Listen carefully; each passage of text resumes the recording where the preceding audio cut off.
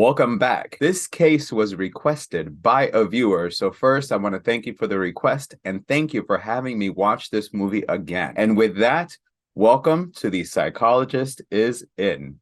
What can I do, Foster? Mix. Mix fit mix. Be silent!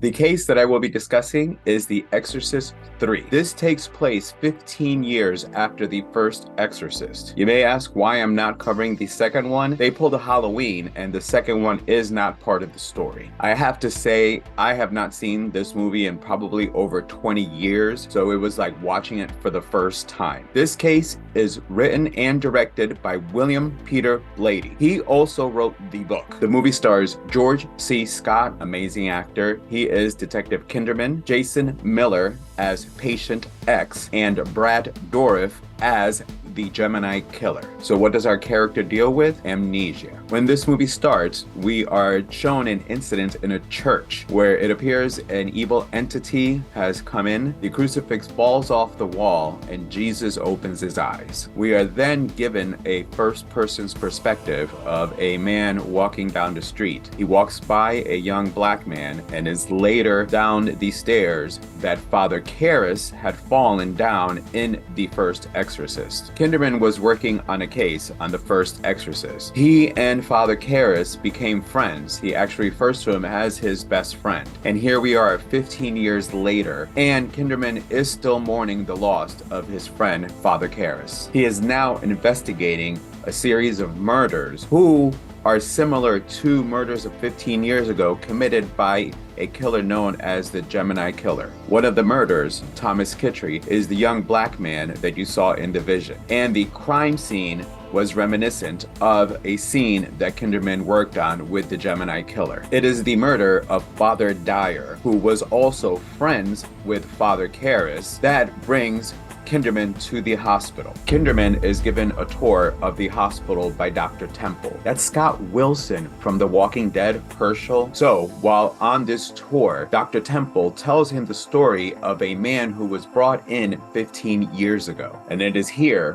where Kinderman is then brought to patient X, who looks a lot like Damien Karras. And while he is speaking with Patient X starts to boast about having killed Father Dyer. Patient X then continues to goad Kinderman and tells him, "You're not looking, you need to really see." And it is here where us, the viewers, are given a transformation from Damien to the Gemini Killer, who is played by Brad Dourif. And this is when we are introduced to the Gemini Killer. He was put to death on the electric chair 15 years ago. When he was put to death, the master was not done with him, still had a plan for him. And when Damien had fallen down the stairs, as Damien was dying, the master put the Gemini Killer into Damien. You see, it had taken Gemini Killer 15 years to be able to finally take control of the body, as Damien was seriously injured from the fall and had a lot of brain damage.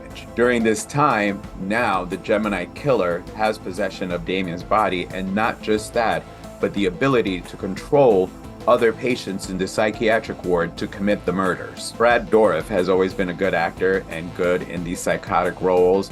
And for me, I hadn't seen this movie in a while, and to see him in this performance, it was literally top notch for me, as he pretended, or actually became, the Gemini Killer. A cat and mouse chase then starts to play out between the Gemini Killer and Kinderman, so much that the Gemini Killer takes control of one of the other patients and attempts to kill Kinderman's daughter. Considering that this movie came out in 1990, it had some really good special effects. It had a very effective jump scene involving a nurse and a nun. Yeah, scary scene right there. So William Friedkin was supposed to come back and direct this movie, and some conflict of interest between both Friedkin and Blatty. Well, Friedkin no longer directed the movie, and Peter Blatty ended up directing the movie. Get to the point where, was this movie psychological or horror? As with The Exorcist, I find this one to be horror. It is listed as psychological horror, The movie is psychological in the cat and mouse chase that is played out between Kinderman and Gemini. You also have the fact that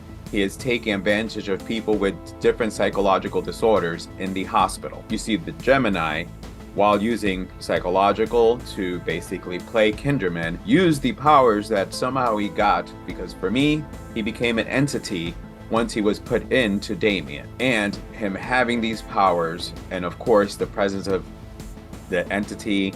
I'm Catholic, I believe in demons, I believe in exorcisms, so for me, this definitely was more horror. It can be, though, psychological horror, but for me, my opinion, this one is horror.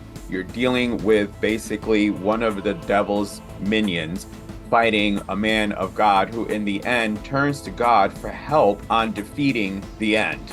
For Exorcist fans, man, that was a gut-wrenching end. I'm not gonna ruin it for you, but I recommend this movie. Enjoyed it, as I said, it'd been over 20 years and it was like watching it for the first time. So I recommend you watch this movie. Well, viewers, this is the season finale for The Psychologist is In.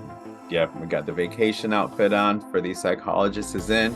Don't worry, I'll be back, and The Psychologist is working on a case that you should look out for soon. In the meantime, I hope that you enjoyed this season, and until next time, The Psychologist is out. Friend, Father Karras, as he watches while I rip